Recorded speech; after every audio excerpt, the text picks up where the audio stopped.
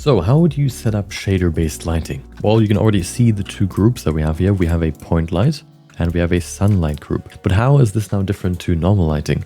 Let's first preview what these look like. We have a point light. It looks pretty much like it's lighting the scene. And we have a sunlight setup. Looks like this. You rotate this, it works, you know, as if it's a light. But it's not a light. Let me explain it with the point light first. So basically, it works with a gradient. So what this setup does, if we go in here, you can see it has a gradient texture right here.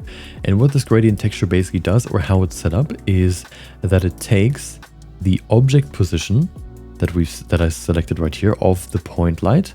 This is where the gradient texture originates from. If we just preview the gradient, for example, it looks like this. So if I move this now, see how the gradient follows the point light. So this gradient is originating from the point position.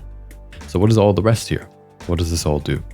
Basically what it does is it takes the object's geometry and then sees which faces of that geometry are pointing at the light and which one aren't.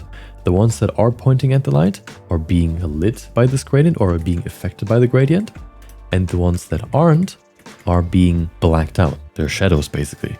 We take the light position, which we saved here with basically drivers as a position. And the way you can do that is if you go in here, you say like location, we want to save the position of the light in the shader setup. We can select the light, right click the location, copy as new driver, and then you can paste the new driver with right click, paste driver into here.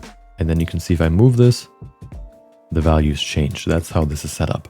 And then the second thing we do here is we also take a driver to copy the value, the power value of the point light to here, and then multiply that with the gradient so that if you change the power value, it gets stronger or lighter. So we basically just recreated the point light in the shader.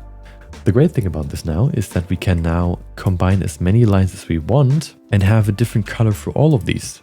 With this, we can give each light a unique shader group, which means that we can have an infinite amount of different lights in our shader setup. I don't know why you would need this, and we're going to go a little bit deeper into how you can use this in a second, but you can do it, okay? I don't know why you want to do it.